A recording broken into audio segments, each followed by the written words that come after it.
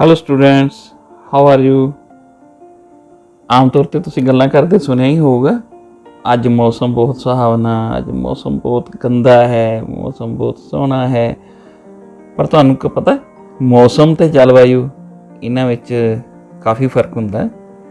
ਵਾਯੂਮੰਡਲ ਦਾ ਅਹਿਮ ਪਹਿਲੂ ਹੈ ਜਲਵਾਯੂ। ਵੀ ਆਪਾਂ ਜਲਵਾਯੂ ਨੂੰ ਮੁੱਖ ਤੌਰ 'ਤੇ ਗਿਣਦੇ ਹਾਂ, ਕਿਸੇ ਸਥਾਨ ਦਾ ਜਲਵਾਯੂ ਕਿੱਦਾਂ ਦਾ ਹੈ। ਮੌਸਮ ਜਿਹੜਾ ਉਹ ਤਾਂ ਕਿਸੇ ਥਾਂ ਦੇ ਵਿਸ਼ੇਸ਼ ਸਮੇਂ ਉੱਤੇ ਉਸ ਥਾਂ ਦੇ ਤਾਪਮਾਨ, ਵਰਖਾ, ਸੂਰਜੀ ਰੋਸ਼ਨੀ, ਵਾਯੂ ਦਾ ਪੌਣਾ ਆਦਿ ਹਾਲਤ ਨੂੰ ਕਹਿੰਦੇ ਆ, ਜਿਹੜੇ ਇੱਕ ਦਿਨ 'ਚ ਕਈ ਵਾਰ ਬਦਲ ਸਕਦੇ ਆ। ਅਤੇ ਜਲਵਾਯੂ ਉਹ ਤੱਤ ਹੈ ਜਿਹੜਾ ਬਨਸਪਤੀ ਅਤੇ ਜੀਵਾਂ ਦੀ ਵੰਡ ਦੀਆਂ ਹੱਦਾਂ ਤੈਅ ਕਰਦਾ ਹੈ। ਯਾਨੀ ਕਿਸੇ ਸਥਾਨ ਦੀ ਬਨਸਪਤੀ ਕਿਸ ਤਰ੍ਹਾਂ ਦੀ ਹੋ ਸਕਦੀ ਹੈ, ਜੀਵ ਕਿਸ ਤਰ੍ਹਾਂ ਦੇ ਹੋ ਸਕਦੇ ਆ, ਉਹ ਲੰਮੇ ਸਮੇਂ 'ਤੇ ਉੱਥੋਂ ਦਾ ਜਲਵਾਯੂ ਕਿੱਦਾਂ ਰਹਿੰਦਾ ਉਸ 'ਤੇ ਨਿਰਭਰ ਕਰਦਾ ਹੈ। ਜਲਵਾਯੂ ਹੀ ਕਿਸੇ ਸਥਾਨ ਉੱਤੇ ਮਨੁੱਖ ਦੀਆਂ ਵੱਖੋ ਵੱਖ ਕਿਰਿਆਵਾਂ ਨੂੰ ਸੇਧ ਦਿੰਦਾ ਹੈ। ਵੀ ਉੱਥੋਂ ਦੇ ਲੋਕ ਕਿੱਦਾਂ ਦੇ ਕੰਮ ਕਿਤੇ ਕਰਦੇ ਹੈ, ਕਿਸ ਤਰ੍ਹਾਂ ਦਾ ਰਹਿਣ ਸਹਿਣ ਹੈ, ਉਸ ਖਾਣ ਪੀਣ ਕਿਸ ਤਰ੍ਹਾਂ ਦਾ, ਉਹ ਜਲਵਾਯੂ 'ਤੇ ਨਿਰਭਰ ਹੁੰਦਾ ਹੈ। ਅਤੇ ਮੌਸਮ ਅਤੇ ਜਲਵਾਯੂ ਦੇ ਤੱਤ ਲਗਭਗ ਇੱਕੋ ਜਿਹੇ ਹੁੰਦੇ ਹੈ, ਪਰ ਫਿਰ ਵੀ ਮੌਸਮ ਅਤੇ ਜਲਵਾਯੂ ਵਿੱਚ ਅੰਤਰ ਹੁੰਦਾ ਹੈ। ਮੌਸਮ ਇੱਕ ਦਿਨ ਵਿੱਚ ਤੁਹਾਨੂੰ ਦੱਸਿਆ ਕਈ ਵਾਰ ਬਦਲ ਸਕਦਾ ਹੈ, ਪਰ ਜਲਵਾਯੂ ਨਹੀਂ ਬਦਲਦੀ। ਇੱਕ ਦੁਨੀਆ ਦੀ ਸੰਸਥਾ ਹੈ ਮੌਸਮ ਵਿਗਿਆਨ ਸੰਗਠਨ, ਵਰਲਡ ਮੀਟੀਓਰੋਲੋਜੀਕਲ ਆਰਗੇਨਾਈਜੇਸ਼ਨ। ਉਹ 30 ਸਾਲਾਂ ਤੋਂ ਵੱਧ ਦਾ ਸਮਾਂ ਜਿਹੜਾ ਉਦੋਂ ਦੀ ਔਸਤ ਮਿੱਥ ਕੇ ਸਿੱਟਾ ਕੱਢਦੀ ਹੈ ਕਿਸੇ ਸਥਾਨ ਦਾ ਜਲਵਾਯੂ ਕਿਸ ਤਰ੍ਹਾਂ ਦਾ ਹੈ। ਉਹ ਜਲਵਾਯੂ ਦੇ ਨਾਲ ਨਾਲ ਤਾਪਮਾਨ, ਜਲਵਾਯੂ ਲਈ ਵਾਯੂ ਦਾ ਪੌਣਾ, ਵਰਖਾ ਆਦਿ ਤੱਤ ਜਿਹੜੇ ਹੈ ਉਹ ਗਿਣਤੀ 'ਚ ਲਿਆਉਂਦੇ ਹੈ। ਅਤੇ ਜਲਵਾਯੂ ਵਿਗਿਆਨ ਉਹ ਵਿਗਿਆਨ ਹੁੰਦਾ ਹੈ ਜਿਹੜਾ ਧਰਤੀ ਦੇ ਵੱਖ ਵੱਖ ਕਿਸਮ ਦੇ ਜਲਵਾਯੂ ਅਤੇ ਉਹਨਾਂ ਦੇ ਕੁਦਰਤੀ ਵਾਤਾਵਰਨ ਉੱਤੇ ਪ੍ਰਭਾਵ ਦਾ ਅਧਿਐਨ ਕਰਦਾ ਹੈ। ਇੱਕ ਵਾਰ ਫੇਰ ਫਰਕ ਦੇਖ ਲਈਏ ਕਿ ਜਲਵਾਯੂ ਅਤੇ ਮੌਸਮ 'ਚ ਕੀ ਫਰਕ ਹੁੰਦਾ। ਮੌਸਮ ਕਿਸੇ ਵੀ ਸਥਾਨ 'ਤੇ ਥੋੜ੍ਹੇ ਸਮੇਂ ਵਿੱਚ ਜੋ ਵਾਤਾਵਰਨ ਨਾਲ ਸੰਬੰਧਿਤ, ਵਾਯੂਮੰਡਲ ਨਾਲ ਸੰਬੰਧਿਤ ਪਰਿਵਰਤਨ ਹੁੰਦੇ ਆ, ਜਿਵੇਂ ਤਾਪਮਾਨ 'ਚ, ਵਾਯੂ ਦਾਬ 'ਚ, ਪੌਣਾ ਅਤੇ ਵਰਖਾ, ਇਸ ਨੂੰ ਆਪਾਂ ਪਰਿਵਰਤਨ ਨੂੰ ਮੌਸਮ ਦੇ ਵਿੱਚ ਗਿਣਦੇ ਹਾਂ। ਇੱਕ ਦਿਨ ਦਾ ਜਾਂ ਇੱਕ ਦਿਨ ਤੋਂ ਜ਼ਿਆਦਾ ਜਾਂ ਇੱਕ ਹਫ਼ਤੇ ਵਿੱਚ ਵੀ ਹੋ ਸਕਦਾ ਹੈ। ਅਤੇ ਜਦ ਕਿ ਜਲਵਾਯੂ ਜਿਹੜਾ ਹੈ ਉਹ ਲੰਮੇ ਸਮੇਂ ਦਾ ਅਧਿਐਨ ਹੁੰਦਾ ਹੈ। ਜਲਵਾਯੂ ਵਿਗਿਆਨ ਉਹ ਵਿਗਿਆਨ ਹੈ ਜੋ ਧਰਤੀ ਦੇ ਵੱਖ ਵੱਖ ਕਿਸਮ ਦੇ ਜਲਵਾਯੂ ਅਤੇ ਉਹਨਾਂ ਦੇ ਕੁਦਰਤੀ ਵਾਤਾਵਰਨ ਉੱਤੇ ਪ੍ਰਭਾਵ ਦਾ ਅਧਿਐਨ ਕਰਦਾ ਹੈ ਅਤੇ ਲੰਮੇ ਸਮੇਂ ਤੱਕ ਚੱਲਦਾ ਹੈ। ਅਤੇ ਮੌਸਮ ਵਿਗਿਆਨ ਜਿਹੜਾ ਹੈ ਉਹ ਵਾਯੂਮੰਡਲ ਵਿਗਿਆਨਾਂ ਦਾ ਆਧੁਨਿਕ ਵਿਗਿਆਨ ਹੈ ਅਤੇ ਇਹ ਭੌਤਿਕ ਵਿਗਿਆਨ ਜਿਹੜਾ ਹੈ ਉਸ ਦਾ ਵੀ ਭੂਗੋਲਿਕ ਅਧਿਐਨ ਕਰਦਾ ਹੈ ਅਤੇ ਇਸ ਦਾ ਇੱਕ ਆਪਸ ਵਿੱਚ ਸੰਬੰਧ ਦੱਸਦਾ ਹੈ। ਜਿਵੇਂ ਕਿ ਧਰਤੀ ਦੇ ਭੂ ਰੂਪਾਂ ਵਿੱਚ ਬਹੁਤ ਫਰਕ ਮਿਲਦਾ ਹੈ, ਇਸੇ ਤਰ੍ਹਾਂ ਆਪਣੀ ਧਰਤੀ 'ਤੇ ਹੋਰ ਵੀ ਬਹੁਤ ਖੇਤਰੀ ਭਿੰਨਤਾਵਾਂ ਮਿਲਦੀਆਂ ਹਨ। ਕੁਝ ਇਲਾਕੇ ਇਹੋ ਜਿਹੇ ਹੁੰਦੇ ਹਨ ਜੋ ਬੇਹੱਦ ਗਰਮ ਹੁੰਦੇ ਹੈ, ਕੁਝ ਇਲਾਕੇ ਅਜਿਹੇ ਹਨ ਜਿਹੜੇ ਬੇਹੱਦ ਠੰਡੇ ਰਹਿੰਦੇ ਹੈ। ਕਈ ਥਾਵਾਂ 'ਤੇ ਅਕਸ਼ਾਂਸ਼ ਸੇਮ ਹੁੰਦੇ ਹੈ, ਪਰ ਜਲਵਾਯੂ ਵੱਖੋ ਵੱਖਰਾ ਹੁੰਦਾ। ਜਿਵੇਂ ਆਪਣਾ ਹੁਣ ਹਿਮਾਲਿਆ ਪਰਬਤ ਜਿੰਨਾ ਅਕਸ਼ਾਂਸ਼ਾਂ ਉੱਤੇ ਹੈ, ਜੇ ਉਹੀ ਅਕਸ਼ਾਂਸ਼ ਆਪਾਂ ਦੂਸਰੇ ਦੇਸ਼ਾਂ ਵਿੱਚ ਵੇਖੀਏ ਤਾਂ ਹਿਮਾਲਿਆ ਵਰਗਾ ਜਲਵਾਯੂ ਉੱਥੇ ਹੋ ਸਕਦਾ ਨਹੀਂ ਮਿਲਦਾ। ਇਸ ਤਰ੍ਹਾਂ ਹੀ ਅਲੱਗ-ਅਲੱਗ ਥਾਵਾਂ 'ਤੇ ਅਲੱਗ-ਅਲੱਗ ਜਲਵਾਯੂ ਆਪਾਂ ਨੂੰ ਵੇਖਣ ਨੂੰ ਮਿਲਦੇ ਆ। ਇਹ ਤਾਂ ਬੱਚਿਓ ਤੁਹਾਨੂੰ ਪਤਾ ਹੀ ਹੈ ਕਿ ਹਿਮਾਲਿਆ ਦੇ ਪਹਾੜ ਜਿਹੜੇ ਹੈ ਉਹ ਉੱਤਰੀ ਭਾਰਤ ਦੇ ਮੌਸਮ 'ਤੇ ਬਹੁਤ ਜ਼ਿਆਦਾ ਅਸਰ ਪਾਉਂਦੇ ਆ। ਜੇ ਆਪਾਂ ਮੌਸਮ ਕਹਿ ਲਈਏ, ਮੌਸਮ 'ਤੇ ਜਲਵਾਯੂ 'ਤੇ ਵੀ ਬਹੁਤ ਜ਼ਿਆਦਾ ਅਸਰ ਪਾਉਂਦੇ ਆ। ਪਰ ਕੀ ਤੁਹਾਨੂੰ ਪਤਾ ਜਲਵਾਯੂ 'ਤੇ ਪ੍ਰਭਾਵ ਪਾਉਣ ਵਾਲੇ ਹੋਰ ਬਹੁਤ ਸਾਰੇ ਤੱਤ ਹੁੰਦੇ ਆ। ਹੁਣ ਆਪਾਂ ਅੱਗੇ ਉਹਨਾਂ ਬਾਰੇ ਪੜ੍ਹਾਂਗੇ। ਸਭ ਤੋਂ ਪਹਿਲਾਂ ਤੱਤ ਤਾਂ ਬੇਟਾ ਹੁੰਦਾ ਭੂਮਧ ਰੇਖਾ ਤੋਂ ਦੂਰੀ, ਯਾਨੀ ਇਕੁਏਟਰ ਤੋਂ ਡਿਸਟੈਂਸ ਜਿਹੜੀ ਹੁੰਦੀ ਹੈ। ਤੁਹਾਨੂੰ ਪਤਾ ਹੀ ਹੈ ਸੂਰਜ ਦੀਆਂ ਕਿਰਨਾਂ ਸਾਰਾ ਸਾਲ ਭੂਮਧ ਰੇਖਾ ਉੱਪਰ ਸਿੱਧੀਆਂ ਪੈਂਦੀਆਂ, ਇਸ ਲਈ ਭੂਮਧ ਰੇਖਾ 'ਤੇ ਸਾਰਾ ਸਾਲ ਬਹੁਤ ਜ਼ਿਆਦਾ ਗਰਮੀ ਪੈਂਦੀ ਹੈ। ਅਤੇ ਜਿਹੜੇ ਦੇਸ਼ ਭੂਮਧ ਰੇਖਾ ਦੇ ਨੇੜੇ ਤੇੜੇ ਹੁੰਦੇ ਹੈ ਉੱਥੇ ਵੀ ਤਾਪਮਾਨ ਉੱਚੇ ਰਹਿੰਦੇ ਹੈ ਅਤੇ ਲਗਭਗ ਸਾਰਾ ਸਾਲ ਹੀ ਰਹਿੰਦੇ ਹੈ। ਹੁਣ ਆਪਾਂ ਭਾਰਤ ਦੀ ਗੱਲ ਕਰੀਏ, ਭਾਰਤ ਦੀ ਜਿਹੜੀ ਮੁੱਖ ਭੂਮੀ ਹੈ ਇਹ ਅਕਸ਼ਾਂਸ਼ੀ ਤੌਰ 'ਤੇ 8 ਡਿਗਰੀ 44 ਮਿੰਟ ਉੱਤਰ ਤੋਂ ਲੈ ਕੇ 37 ਡਿਗਰੀ 6 ਮਿੰਟ ਉੱਤਰ ਤੱਕ ਹੈ, ਅਤੇ ਭਾਰਤ ਦੇ ਬਿਲਕੁਲ ਵਿਚਕਾਰੋਂ ਕਰਕ ਰੇਖਾ ਲੰਘਦੀ ਹੈ। ਅਤੇ ਕਰਕ ਰੇਖਾ ਅਤੇ ਭੂਮਧ ਰੇਖਾ ਦਾ ਵਿਚਕਾਰਲਾ ਇਲਾਕਾ ਜਿਹੜਾ ਹੈ ਉਹ ਭੂਮਧ ਰੇਖਾ ਦੇ ਨੇੜੇ ਹੋਣ ਕਰਕੇ ਉੱਚ ਤਾਪਮਾਨ ਖੇਤਰਾਂ 'ਚ ਆਉਂਦਾ ਹੈ। ਅਤੇ ਉੱਤਰ ਦਾ ਜਿਹੜਾ ਇਲਾਕਾ ਹੈ ਉਹ ਵੀ ਗਰਮ ਖੇਤਰੀ ਜ਼ੋਨ 'ਚ ਆਉਣ ਕਰਕੇ ਗਰਮ ਤਾਂ ਰਹਿੰਦਾ ਹੈ ਗਰਮੀਆਂ ਵਿੱਚ, ਪਰ ਫਿਰ ਵੀ ਤੁਲਨਾਤਮਕ ਤੌਰ 'ਤੇ ਇਹਦੇ 'ਚ ਕਾਫੀ ਤਾਪਮਾਨ ਦਾ ਅੰਤਰ ਪਾਇਆ ਜਾਂਦਾ। ਅਤੇ ਕਈ ਥਾਂ ਇਹੋ ਜਿਹੇ ਹੁੰਦੇ ਹੈ ਉੱਤਰੀ ਭਾਰਤ ਵਿੱਚ ਜਿੱਥੇ ਬਹੁਤ ਜ਼ਿਆਦਾ ਸਰਦੀਆਂ ਵਿੱਚ ਠੰਡ ਪਾਈ ਜਾਂਦੀ ਹੈ, ਈਵਨ ਫਰੀਜ਼ਿੰਗ ਜ਼ੋਨ ਤੋਂ ਵੀ ਥੱਲੇ ਇਲਾਕੇ ਚਲੇ ਜਾਂਦੇ ਹੈ, ਜਿਵੇਂ ਲੇਹ ਲਦਾਖ, ਲਾਹੌਰ, ਸਪੀਤੀ ਐਟਸੈਟਰਾ। ਹੁਣ ਆਪਾਂ ਸਮੁੰਦਰ ਤੋਂ ਦੂਰੀ ਦੀ ਗੱਲ ਕਰ ਲਈਏ।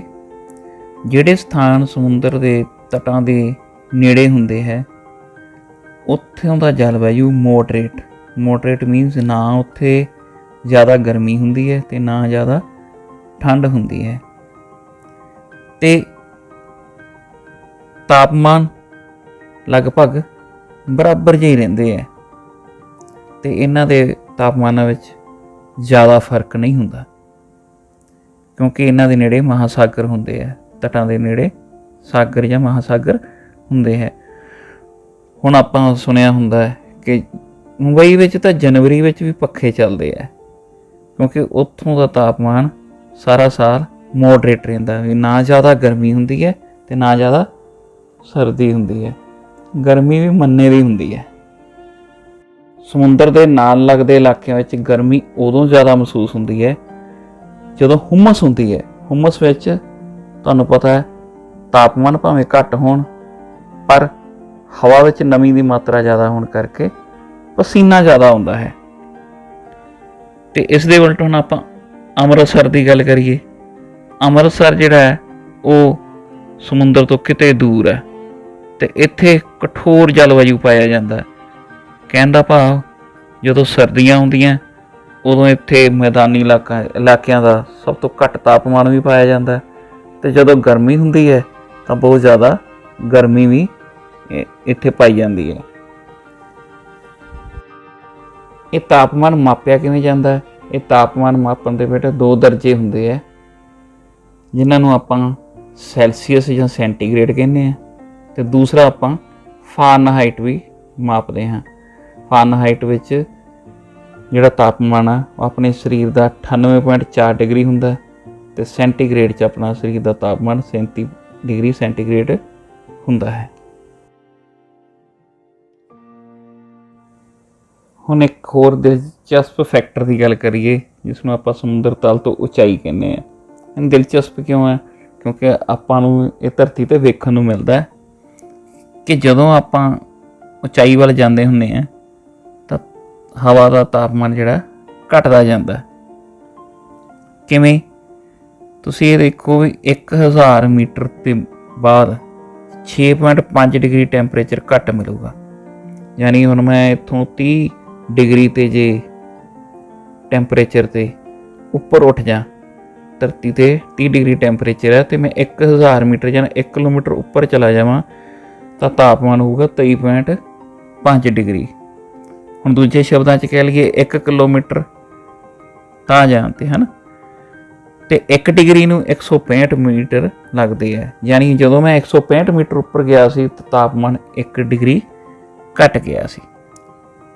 ਇਹ ਚੀਜ਼ ਨੂੰ, ਇਸ ਫਨੋਮਨਨ ਨੂੰ ਜੀਓਗ੍ਰਾਫੀ ਵਿੱਚ ਇਡੀਆਬੈਟਿਕ ਲੈਪਸ ਰੇਟ ਜਾਂ ਇਨਵਾਇਰਮੈਂਟਲ ਲੈਪਸ ਰੇਟ, ਵਾਤਾਵਰਨਿਕ ਵਖਰੇਵਾਂ ਦਰ, ਜਿਹਦੇ 'ਚ ਮਤਲਬ ਕਿ ਅੰਤਰ ਆ ਜਾਂਦਾ, ਉਹ ਦਰ ਕਹਾਉਂਦੀ ਹੈ। ਹੁਣ ਸ਼ਿਮਲੇ ਹੁਣ ਜਾ ਕੇ ਗਰਮੀ 'ਚ ਦੇਖ ਲਓ, ਉੱਥੇ ਤੁਹਾਨੂੰ ਠੰਡਾ ਵਾਤਾਵਰਨ ਮਿਲੂਗਾ। ਜਦ ਕਿ ਅੰਮ੍ਰਿਤਸਰ ਜਾ ਕੇ ਦੇਖ ਲਓ, ਕਿਉਂਕਿ ਇਸ ਤੋਂ ਸ਼ਿਮਲੇ ਤੋਂ ਕਾਫੀ ਨੀਵਾਂ, ਤਾਂ ਇੱਥੇ ਹੁਣ ਗਰਮੀ ਮਿਲੂਗੀ। ਅਤੇ ਇੱਕ ਹੋਰ ਗੱਲ ਹੈ ਵੀ ਇਹ ਕਿਉਂ ਹੁੰਦਾ, ਕਿਉਂਕਿ ਧਰਤੀ ਦੇ ਨਾਲ ਨਾਲ ਦੀ ਹਵਾ ਜਿਹੜੀ ਹੈ ਉਹ ਜ਼ਿਆਦਾ ਗਰਮ ਹੁੰਦੀ ਹੈ। ਜਿਉਂ ਆਪਾਂ ਉੱਪਰ ਵੱਲ ਨੂੰ ਜਾਂਦੇ ਹਾਂ, ਹਵਾ ਸੰਘਣੀ ਘੱਟ ਹੁੰਦੀ ਹੈ, ਧਰਤੀ ਦੇ ਨਾਲ ਸੰਘਣੀ ਜ਼ਿਆਦਾ ਹੁੰਦੀ ਹੈ, ਸੰਘਣਤਾ ਘਟਦੀ ਜਾਂਦੀ ਹੈ, ਅਤੇ ਗਰਮੀ ਵੀ ਉੱਪਰ ਜਾਂਦਿਆਂ ਨੂੰ ਘਟਦੀ ਜਾਂਦੀ ਹੈ, ਅਤੇ ਹਵਾ ਵੀ ਹਲਕੀ ਹੁੰਦੀ ਜਾਂਦੀ ਹੈ। ਇਹੀ ਕਾਰਨ ਹੈ ਬੇਟੇ ਕਿ ਸਮੁੰਦਰ ਤਲ ਤੋਂ ਉਚਾਈ ਜਲਵਾਯੂ ਨੂੰ ਪ੍ਰਭਾਵਿਤ ਕਰਦੀ ਹੈ। ਉੱਚੀਆਂ ਜਗ੍ਹਾ 'ਤੇ ਜਿਹੜੀਆਂ ਠੰਡੀਆਂ ਹਵਾਵਾਂ ਜ਼ਿਆਦਾ ਚੱਲਦੀਆਂ, ਅਤੇ ਨੀਵੇਂ ਇਲਾਕਿਆਂ ਵਿੱਚ ਗਰਮੀਆਂ ਵਿੱਚ ਅੱਤ ਦੀ ਗਰਮੀ ਪੈਂਦੀ ਹੈ। ਉਸ ਤੋਂ ਅੱਗੇ ਬੇਟਾ ਧਰਾਤਲੀ ਅਸਰ ਹੁੰਦਾ ਹੈ, ਇਫੈਕਟ ਆਫ ਰਿਲੀਫ। ਜਲਵਾਯੂ 'ਤੇ ਧਰਾਤਲ ਦਾ ਬਹੁਤ ਅਸਰ ਪੈਂਦਾ। ਪਹਾੜ ਜਿਹੜੇ ਹੈ ਉਹ ਬਹੁਤ ਜ਼ਿਆਦਾ ਠੰਡੀਆਂ ਅਤੇ ਗਰਮ ਹਵਾਵਾਂ ਨੂੰ ਰੋਕ ਲੈਂਦੇ ਹਨ। ਭਾਰਤ ਦੀ ਜਿਹੜੀ ਧਰਾਤਲੀ ਬਣਤਰ ਹੈ, ਉਸ ਦਾ ਵੀ ਵਾਤਾਵਰਨ ਜਾਂ ਜਲਵਾਯੂ ਦੇ ਮੁੱਖ ਤੱਤਾਂ 'ਤੇ ਬਹੁਤ ਇਹਦਾ ਅਸਰ ਹੈ, ਜਿਵੇਂ ਕਿ ਤਾਪਮਾਨ 'ਤੇ, ਵਾਯੂ ਦਾਬ 'ਤੇ, ਹਵਾਵਾਂ ਦੀ ਦਿਸ਼ਾ 'ਤੇ, ਅਤੇ ਮੀਂਹ ਦੀ ਮਾਤਰਾ 'ਤੇ। ਇਹਨਾਂ ਸਾਰਿਆਂ ਤੱਤਾਂ 'ਤੇ ਜਿਹੜੇ ਜਲਵਾਯੂ ਦੇ ਤੱਤ ਹੈ, ਉਹਦੇ 'ਤੇ ਭਾਰਤ ਦੇ ਧਰਾਤਲ ਦਾ ਬਹੁਤ ਜ਼ਿਆਦਾ ਅਸਰ ਹੈ।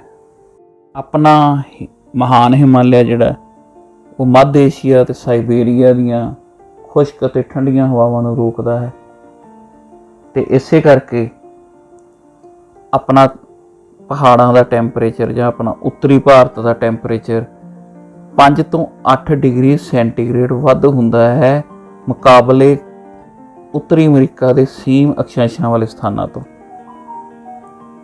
ਆਈ ਐਕਸਪਲੇਨ। ਉੱਤਰੀ ਅਮਰੀਕਾ ਦੇ ਆਪਣੇ ਸੀਮ ਅਕਸ਼ਾਂਸ਼ਾਂ ਵਾਲੇ ਸਥਾਨ ਜਿਹੜੇ ਆ, ਉੱਥੇ ਭਾਰਤ ਨਾਲੋਂ 5 ਤੋਂ 8 ਡਿਗਰੀ ਟੈਂਪਰੇਚਰ ਘੱਟ ਹੁੰਦਾ।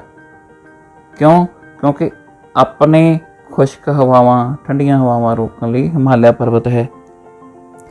ਅਤੇ ਇਸੇ ਤਰ੍ਹਾਂ ਹੁਣ ਆਪਾਂ ਪ੍ਰਾਇਦੀਪੀ ਭਾਰਤ ਦੀ ਗੱਲ ਕਰੀਏ, ਇੱਥੇ ਜ਼ੋਨ ਤਾਂ ਭਾਵੇਂ ਗਰਮ ਹੈ, ਪਰ ਉੱਚੇ ਪਹਾੜ ਜਿੱਥੇ ਹੈਗੇ ਹੈ ਪ੍ਰਾਇਦੀਪੀ ਪਠਾਰ 'ਚ, ਜਿਹੜੇ ਜਿੱਥੇ ਪਹਾੜ ਹੈਗੇ ਹੈ, ਉੱਥੇ ਠੰਡਕ ਪਾਈ ਜਾਂਦੀ ਹੈ। ਯਾਨੀ ਕਾਰਨ ਕੀ ਆਇਆ ਫਿਰ? ਕਾਰਨ ਇਹੀ ਹੈ ਕਿ ਆਪਣਾ ਜਿਹੜਾ ਭੂਗੋਲ ਆ, ਆਪਣਾ ਜਿਹੜਾ ਧਰਾਤਲ ਹੈ, ਉਹ ਤਾਪਮਾਨ ਨੂੰ ਪ੍ਰਭਾਵਿਤ ਕਰਦਾ। ਇੱਕ ਤੁਹਾਨੂੰ ਹੋਰ ਦਿਲਚਸਪ ਗੱਲ ਦੱਸਦੇ ਹਾਂ। ਸੋਚੋ, ਜੇ ਕਿਤੇ ਹਿਮਾਲਿਆ ਦੇ ਪਹਾੜ ਨਾ ਹੁੰਦੇ ਤੇ ਆਪਣਾ ਉੱਤਰੀ ਭਾਰਤ ਕਿੱਦਾਂ ਦਾ ਹੁੰਦਾ? ਪਤਾ ਤੁਹਾਨੂੰ? ਬਿਲਕੁਲ ਖੁਸ਼ਕ ਅਤੇ ਰੇਤਲਾ ਮਾਰੂਥਲ ਹੋਣਾ ਸੀ, ਜੇ ਹਿਮਾਲਿਆ ਦੇ ਪਹਾੜ ਨਾ ਹੁੰਦੇ। ਆਪ ਹੀ ਸੋਚ ਲਓ। ਹੁਣ ਆ ਗਿਆ ਪੌਣਾਂ ਦਾ ਪ੍ਰਭਾਵ। ਪੌਣਾਂ ਦਾ ਤਾਂ ਜਲਵਾਯੂ 'ਤੇ ਬਹੁਤ ਜ਼ਿਆਦਾ ਪ੍ਰਭਾਵ ਪੈਂਦਾ। ਨਮੀ ਭਰੀਆਂ ਪੌਣਾਂ ਤਾਂ ਤੁਹਾਨੂੰ ਪਤਾ ਹੀ ਹੈ, ਮੀਂਹ ਵਰਸਾਉਂਦੀਆਂ। ਮੌਸਮ ਵਿੱਚ ਫੌਰੀ ਤਬਦੀਲੀ ਲਿਆਉਣ ਵਾਲਾ ਕਾਰਕ ਪੌਣਾਂ ਹੀ ਹੁੰਦੀਆਂ।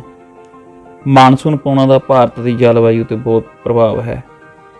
ਗਰਮੀਆਂ ਦੀ ਮਾਨਸੂਨ ਜਾਂ ਅਰਬ ਸਾਗਰ ਤੇ ਬੰਗਾਲ ਦੀ ਖਾੜੀ ਤੋਂ ਆਉਣ ਵਾਲੀਆਂ ਦੱਖਣ ਪੱਛਮੀ ਮਾਨਸੂਨ ਨਮੀ ਭਰੀਆਂ ਹਵਾਵਾਂ ਹੁੰਦੀਆਂ, ਜੋ ਸਾਰੇ ਦੇਸ਼ ਵਿੱਚ ਵਰਖਾ ਕਰਦੀਆਂ ਅਤੇ ਉੱਤਰ ਪੱਛਮੀ ਭਾਰਤ ਵਿੱਚ ਗਰਮੀ ਘਟਾਉਂਦੀਆਂ ਹਨ।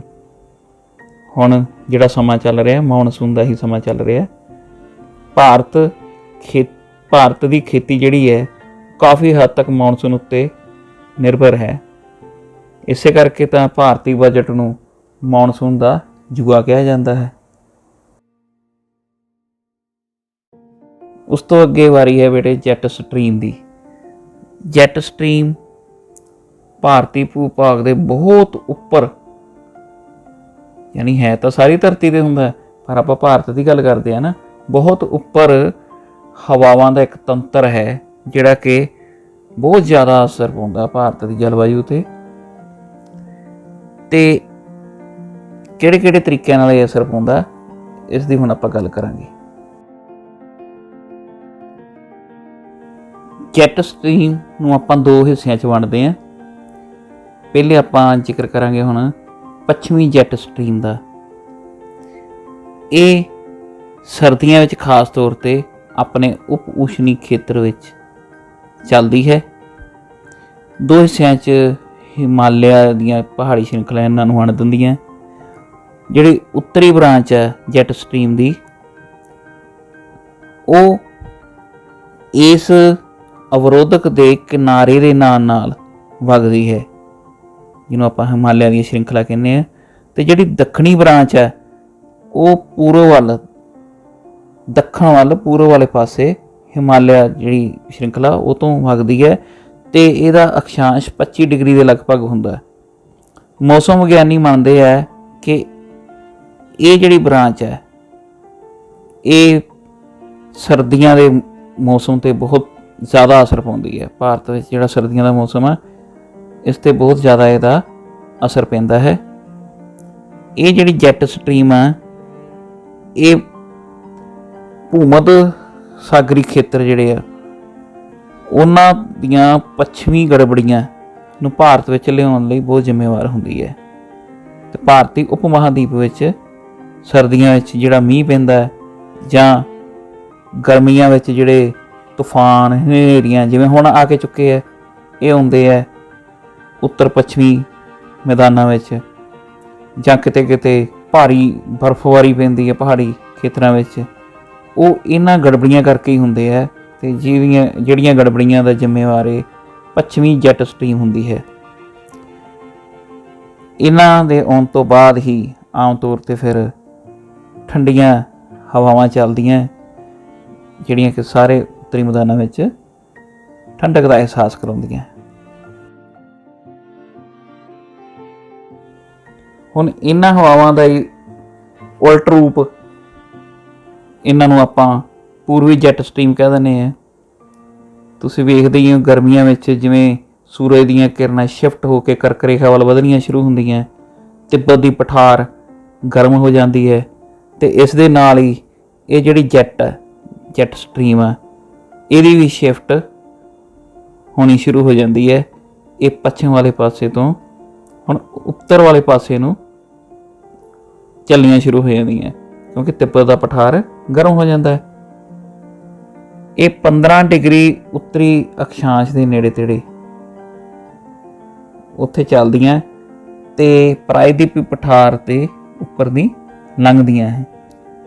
इन्हां दे नाल ही इन्हां दे चलण नाल ही दक्षिण पश्चिमी मानसून का अचानक शुरू होना हुंदा है।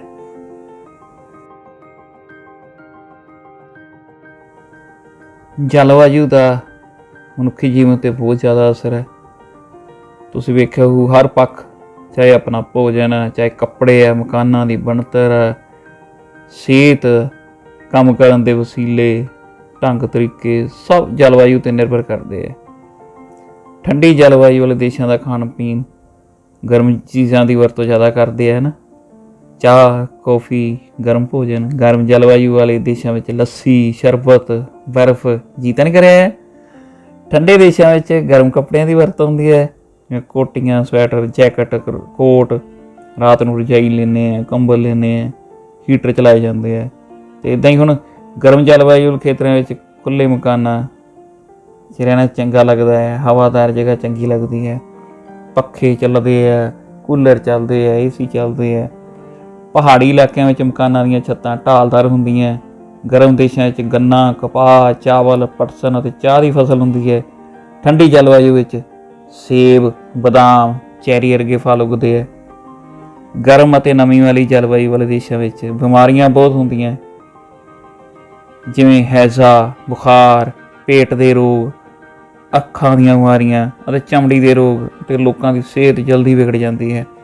हुण तुसीं देखिआ ही होऊगा करोना की लहर तटी इलाकों में हाले तक चल रही है। 15 जून 2021 की गल कर रहे हैं ਤੇ ਜੇ ਆਪਾਂ ਨਕਸ਼ਾ ਦੇਖੀਏ ਤੇ ਜ਼ਿਆਦਾ ਕੇਸ ਜਿਹੜੇ ਆ 66% ਕੇਸ ਤਟੀ ਇਲਾਕਿਆਂ 'ਚ ਆ ਰਹੇ ਆ, ਕਿਉਂਕਿ ਇਹ ਗਰਮ ਅਤੇ ਨਮੀ ਵਾਲੇ ਇਲਾਕੇ ਹੈ। ਗਰਮ ਜਲਵਾਯੂ ਅਤੇ ਤੇਜ਼ ਧੁੱਪ ਵਿੱਚ ਜ਼ਿਆਦਾ ਕੰਮਕਾਰ ਨਹੀਂ ਕੀਤਾ ਜਾ ਸਕਦਾ, ਸਰੀਰ ਹਫਣ ਲੱਗ ਜਾਂਦਾ। ਅਤੇ ਜੇ ਇਸ ਦੇ ਉਲਟ ਠੰਡੀ ਜਲਵਾਯੂ ਦੀ ਗੱਲ ਕਰੀਏ ਤਾਂ ਸਰੀਰ ਚੁਸਤ ਰਹਿੰਦਾ ਅਤੇ ਜ਼ਿਆਦਾ ਕੰਮਕਾਰ ਕੀਤਾ ਜਾ ਸਕਦਾ। ਹੁਣ ਪਤਾ ਲੱਗ ਗਿਆ ਯੂਰਪੀਅਨ ਲੋਕ ਅਤੇ ਉੱਤਰੀ ਅਮਰੀਕਾ ਦੇ ਲੋਕ ਕਿਉਂ ਜ਼ਿਆਦਾ ਤਰੱਕੀ ਕਰ ਰਹੇ ਹੈ, ਕਿਉਂਕਿ ਉੱਥੋਂ ਦਾ ਜਲਵਾਯੂ ਠੰਡਾ ਹੈ।